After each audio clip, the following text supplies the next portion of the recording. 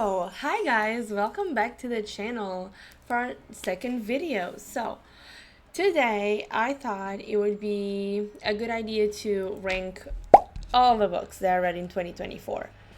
So this means all the series, all the trilogies, all the duologies, everything that I read in 2024, I'm gonna rank on today's video. And I thought it would be a good idea to do it on my little tier ranking list that I created for us. So, on the first one, we have On My Knees Begging for More. This is for all other books that I absolutely love, that I'm obsessed with, that I need more, and I am waiting until the author releases more. Okay? Then we have Major Slay. This is for the books that did their thing, that maybe I wasn't expecting or I was already expecting, and they did their thing and I loved it and I can't wait for more. Then we have Kinda 8. So this is for the books that I liked and I didn't expect that much, and they surprised me. Then we have the three bottom ranking levels. We have, it was alright, which means it's there. It's there, I read it, and there's nothing much we can do about it. We have, anyways, so yeah. These are books that maybe I didn't have expectations for it, or I did, and they disappointed me. So I read them, I did my time, didn't DNF, so that's why they're there, I want to speak about them, I want to speak of them, I just want to move on. And then the last one, we have Ben. This one is for the books that I don't care about, or that I DNF'd. But I don't think I DNF'd any book in this list. This is my list of books. This is not only like individual books. I have some here that the picture that I'm using is for the entire series, because I didn't have the patience to talk about them individually. I'm gonna try to explain kind of what each book or each series talks about. We're gonna try not to ramble because I don't want this to be a very long video. So the Mindfuck series, this series is a dark romance series, so it's 5 books. And this follows a woman named Lana, who is, I wouldn't say an assassin, more as a serial killer, because she isn't hired for this. She does it because she wants to. And basically, she only kills, I think it's mostly men, but I think she only kills people who they did something to her when she was young in the little town that she lived, and now she's killing them to get revenge on them. The thing is, our male love interest is also the FBI, CIA agent. I don't remember who he is, but he's the agent on the case to figure out who is doing all these killings. I had a lot of fun, but I wouldn't say the writing is the best thing, but I would say I'm kind of 8. I'm not gonna lie. I had a good time. I didn't have a lot of expectations. It did its thing, okay? Now the next one, Haunting Adeline. So this is another dark romance duology. This is a duology, but it has a 4.5, but it's not considered part of the main book thingy. This one is, good lord, I wouldn't even call this dark romance. I would call this straight up horror. This was horrible to read, mostly because it's just traumatizing. There are a lot of trigger warnings, so I think it's really on the first page of the book. It's just trauma. The second book is worse than the first one when it comes to what happens. But it's basically, this is a woman, sorry. This is a woman who's a writer. She does nothing really of her life. She writes, she goes to work, she goes out with her best friend, and that's basically it. In the end, we have the male love interest, if you can call it that, Zaid Meadows, who is just obsessed with her. He saw her one time. The prequel, the 0.5 book, explains it better. And basically he just becomes obsessed with her and haunts her. This is basically the first book, and then the second book I'm not gonna go into details. It's bad. So, I'm gonna put this in anyway, so, because I just want to forget it. Next, we have The Stolen Heir. Now, you'll know this about me. I will read anything that Holly Black publishes. So, The Stolen Heir is it's a sequel after the Cruel Prince trilogy. This is a duology, it's a YA fantasy duology. And this follows Oak, the little boy from the first trilogy, except he's not a little boy anymore. He's 16, and he's the heir to the throne. This also follows Surin. So this is also another Fae girl. But she is actually the heir from the enemy court, the Court of Teeth, I believe. And while Oak is living his life growing up, Surin is escaping her mother or her parents. I don't remember if the father is in the picture or not. But she has enough power to flee from her mother. This is all in the description, okay? I'm not giving any spoilers. If I do, I'll put a warning. But she manages to escape her mother because she's the only one with the power to do it. And she flees to our world, so our real human world. And basically she grows up in there, I think, with a family that doesn't really know she exists, but she lives in their backyard or something like that. Until one day, one of her mother's servants or right hand, I don't know, tracks her down, finds her, and then chases her until she kind of crosses, I think, the portal, the division back into her world, I believe. And that's where she finds Oak. He's on a mission to go to the north, so the Court of Teeth. He's on a mission to go there. And he finds her and basically saves her from her mother's servant. And then asks for her help on the mission. So yeah, it's a fantasy with a romance subplot. Now, as I've said, I love everything about Holly Black. And this book itself was a major slay. Then we have White as Snow, which is the first book. I'm doing this as the trilogy that exists right now. It's called The Sleeping Kingdom. And basically this is a fairy tale retelling about the brothers Grimm, my goodness gracious.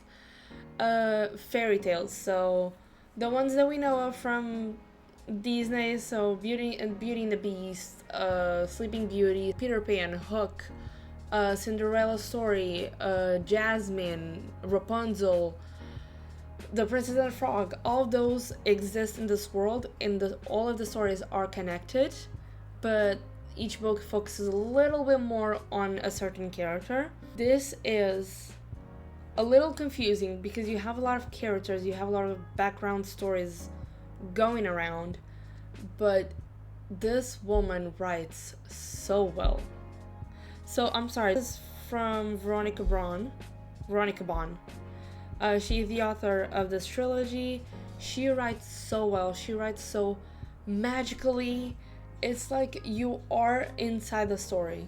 So nothing much to say because these were very heavy books, long books as well. So I don't even remember what happens, the plots that happen. But I would say kind of 8. it kind of aged for, it's my taste, to be honest. Then we have this trilogy. What to say about this trilogy? It was another dark romance kind of series. Again, this is a trilogy, but I think it has, let me check, I think it has a 4.5.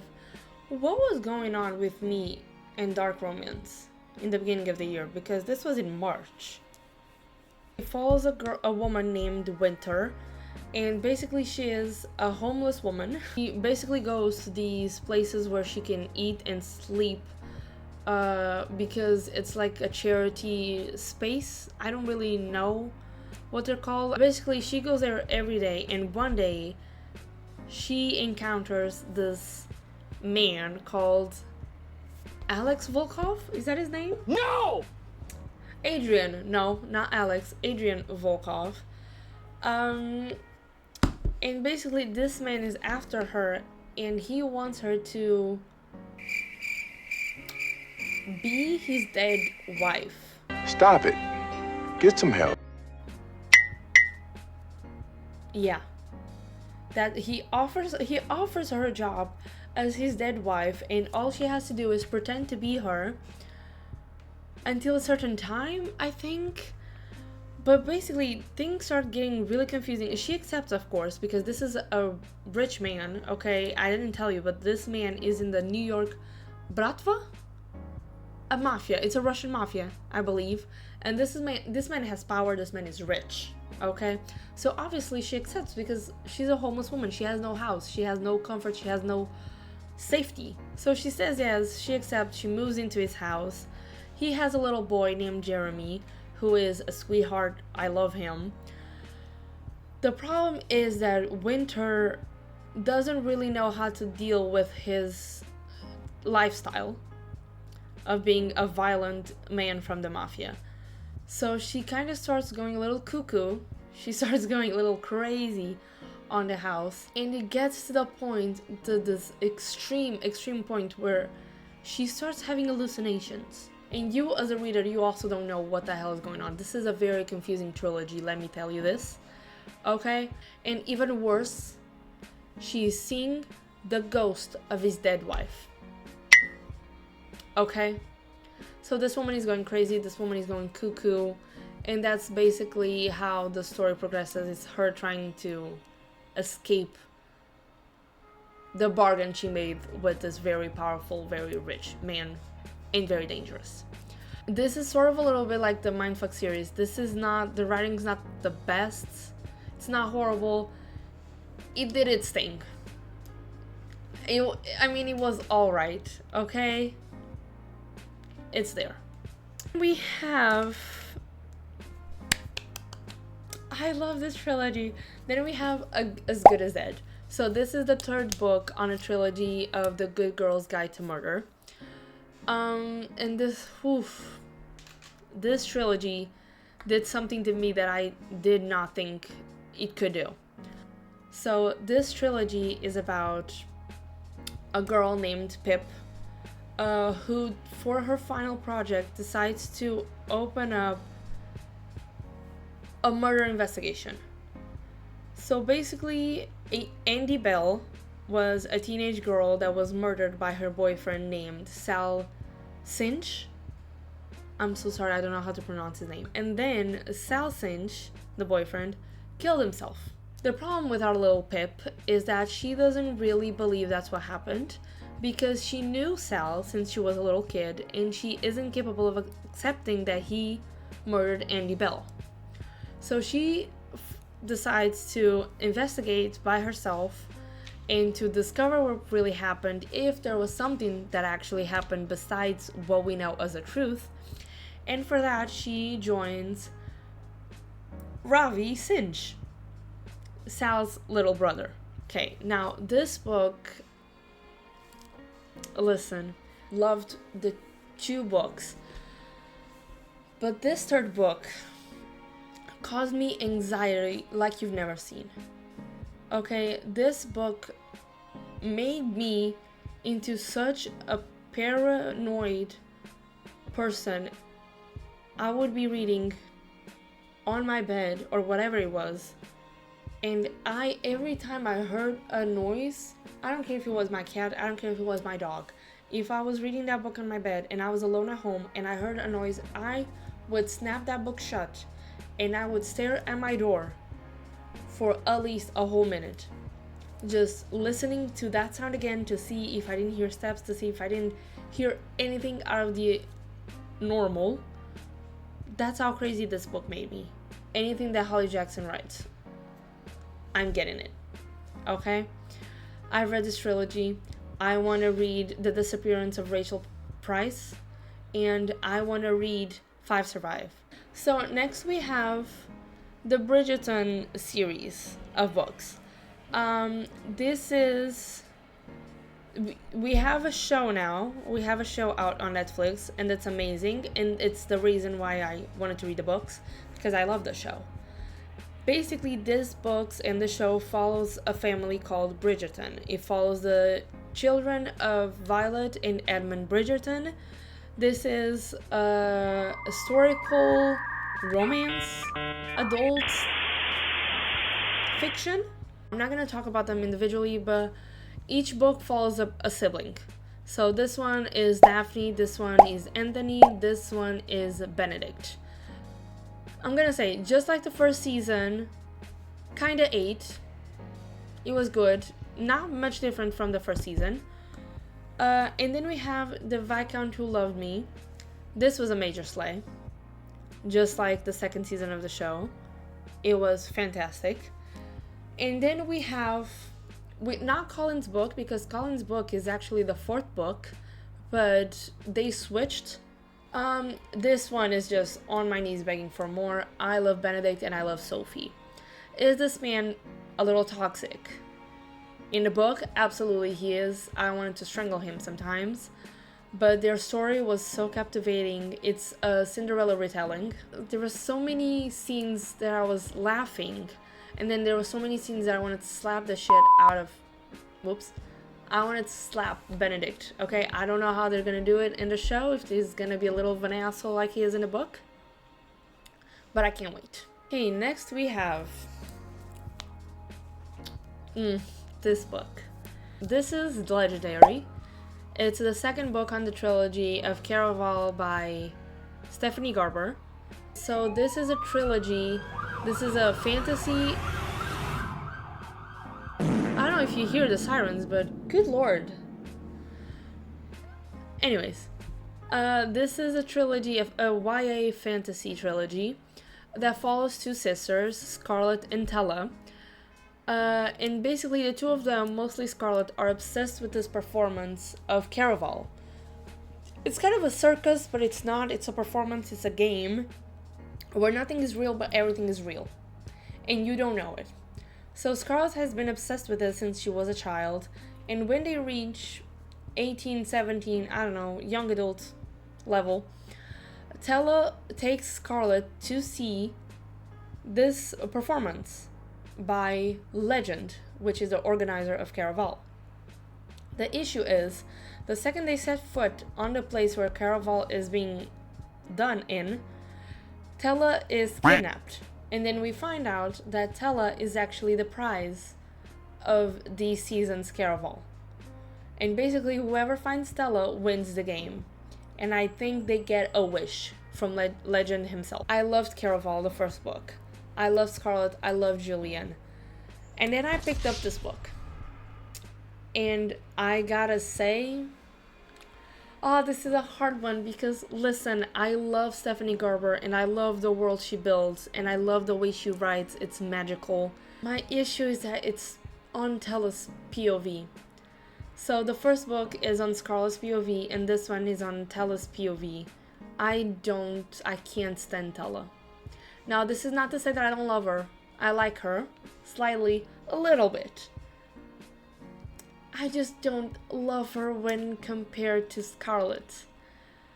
And she kinda, I guess you could say that it's because I'm an older sister. And Tella is the younger sister. And she pisses me off. Just like most younger sisters do. I will still put it in kinda 8. But If anything, if I could put it in, I loved it, but it pissed me off, it would be there. Then we have Kingdom of the Fear. I don't even know what to say. So, this is a trilogy. Do I have it here? I do. Okay, so this is a trilogy.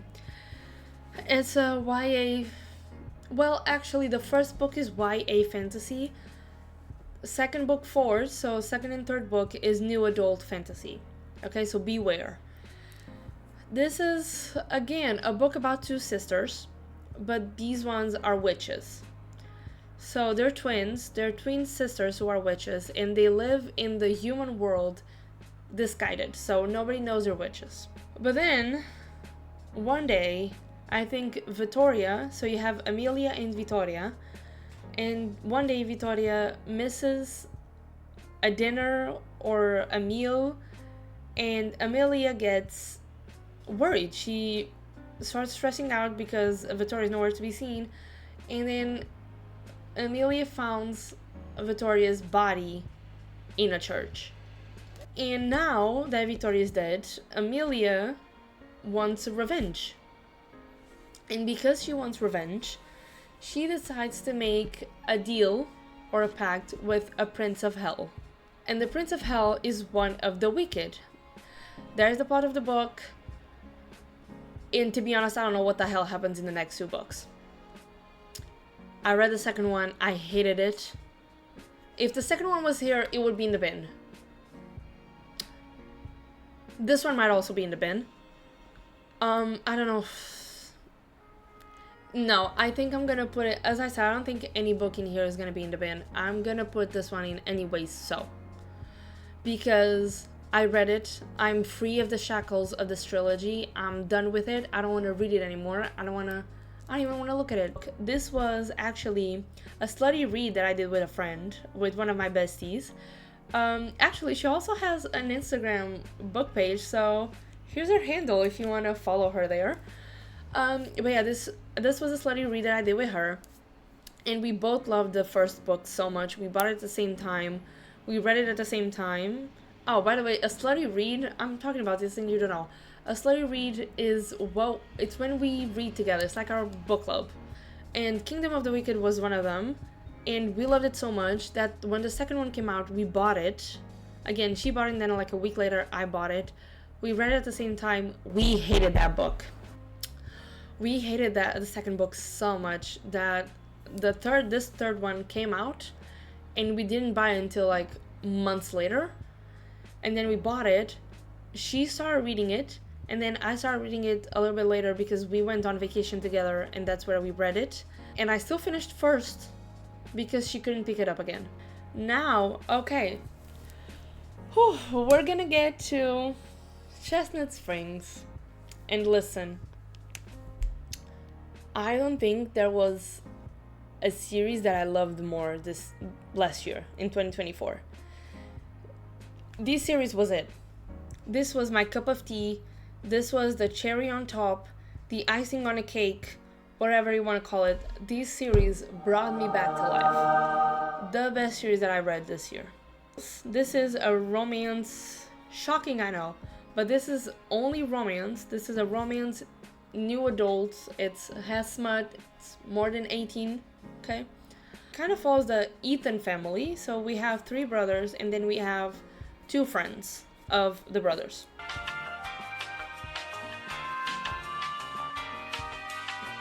This one was the first one. This is the first one, and 8. I will say I had seen so many TikToks about this, the series, and I did not have that much expectations, but good lord, this swept the rug off my feet. Then we have Heartless. Listen.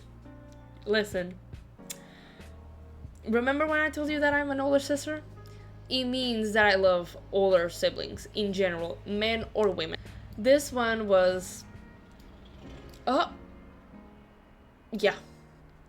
Yeah, on my knees begging for more. I need more books from this woman. As you can tell, I read all of them. They're all here. and I read them back to back to back. Yeah, next we have Powerless. Now, this is childhood friends to lovers. Now, friends to lovers isn't really a trope that I normally tend to love. It's not I don't tend to love. I love it when I read it, but it's not a trope that calls to me. So this one it was good. It definitely wasn't as amazing, drop dead, absolutely fantastic as Heartless, but it was a major slay. So yeah, it's still better than Flawless. Not better than Heartless, a major slay. Okay, so then we have oof. People, you are not ready. Reckless. Okay. I'm not even gonna wait. There you go. It's there. On my knees begging for more. This book is okay, I'm gonna warn you, I'm not sure this says on the description of the book, but it is kind of something that catches people off guard. So this has the pregnancy trope. Okay? Now listen, I know a lot of people don't like the pregnancy trope, and that's okay, that's fair, you don't want babies. But you have to give this one a chance. Okay? Trust me when I tell you this. Theo Silva is worth the pregnancy trope. And then we have the last one, which is Hopeless. Now, this was a little weird to finish a series. But this is basically... What tropes are these actually? Hold on. Okay. Age gap and fake dating. But I have to warn you, this age gap is a little bit more concerning. It's as in he's in his 30s, mid-30s maybe, he's 34, 35, and she's on her early 20s. So she's like 22, 21, 22. Very concerning. I know. I would say kinda 8. So after reading The Chestnut Springs, I read the Off to the Races. Now this one was her first, I believe, her first series she ever wrote. She got so much better at writing, and she got so much better at creating lovable characters. The difference between this and this is insane. You don't understand. Only reading that you can see. And I'm sorry, I have to say, it was alright. And if I had read this one first, I don't think I would have gotten to Chestnut Springs. So it's a good thing that I read this one first and this one second. It's a group of friends. Each book follows a friend. Basically, you have different plots. I think you have... the first one is kind of rivals to lovers. The second one, a little bit of the same thing, but it's more Grumpy and Sunshine. And then you have the third one, which is sort of like... Not really a bet, but more of a favor switching sort of thing. So she gives him something and he gives her something back. Sort of like that. And then you have the fourth one, which is also, it's age gap, Grumpy and Sunshine.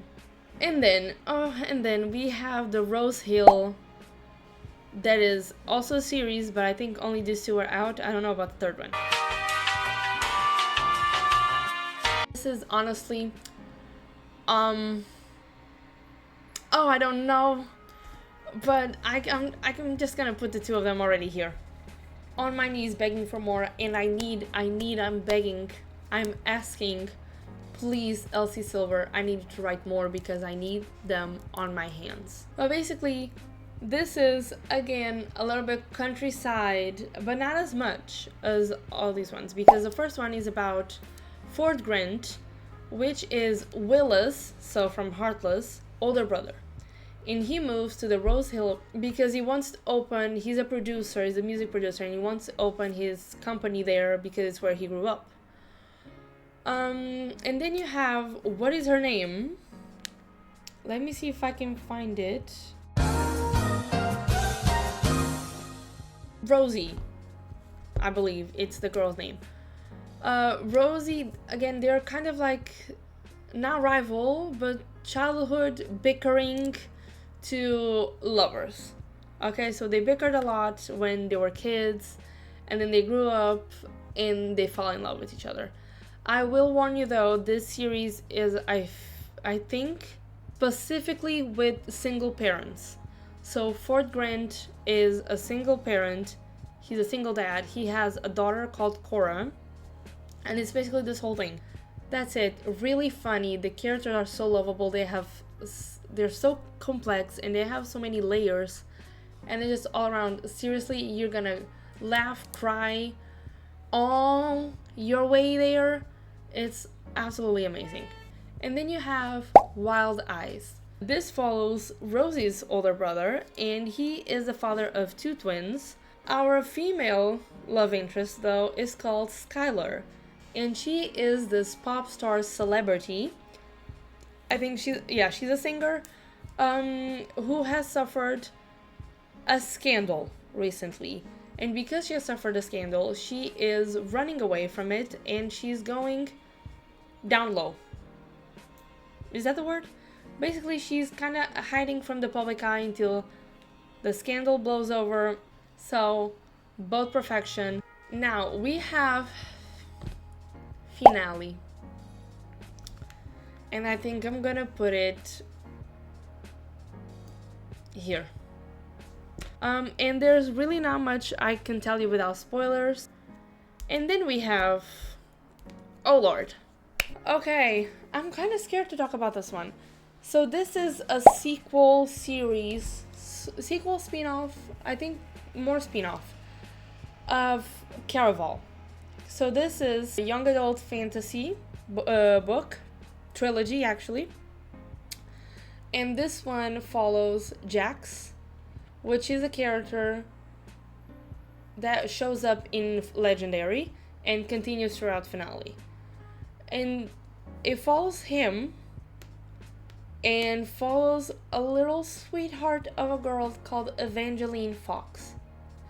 Now this book is about these two, and Evangeline is this girl who really believes in romance and magic and fairy tale. Everything with her is rainbows and unicorns, until she has to stop the wedding of her sister and the love of her life. Yeah. And for this, she makes a deal with the Prince of Hearts, Jax. The issue is, Jax is one of the... what are they called? Fates. God, they're fates. And he's one of them. And basically, Evangeline makes a pact with him, a deal with him, to stop the wedding because her sister is marrying the love of her life, and she believes that he is under a spell. Now, this is a trilogy that has people going nuts, okay? And I was so excited. But the more I think about it, the more I have to say... kinda ate. Whoop. Hello. It kinda ate. Listen. I had expectations. It sort of met them. But it wasn't that big of a deal to me. Maybe because I saw so many good things that I kind of had high expectations. And I got the brunt of it. Didn't enjoy it as much as I thought I would. So, to the final ones. Now, this is the off-campus series. And I gotta say, at the top of... I mean, it was alright. And this is because... this was my second reread, so I had read this a couple of years ago, but I reread again because a show is coming out.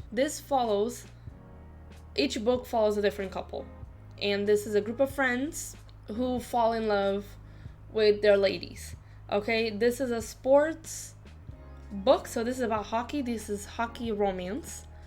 And you have the deal, the mistake, the score, and the goal. I believe there are 4 books. There are 4 friends. It's good. I passed the time with them. I had a good time. So it was alright. And now for the last one. Now this one is the second book in the Once Upon a Broken Heart trilogy. It sort of goes really into this one, I guess. Again, not major slay. It had a little bit of more complex plot than the first one, but we're still following Jax and Evangeline, and the plot thickens, that's for sure. And the plot twist at the end of the book was criminal. It was revolting, and I wish I could slap Stephanie Garber with the book, because I will not throw it across the room. When am I gonna get a kiss? That's my question.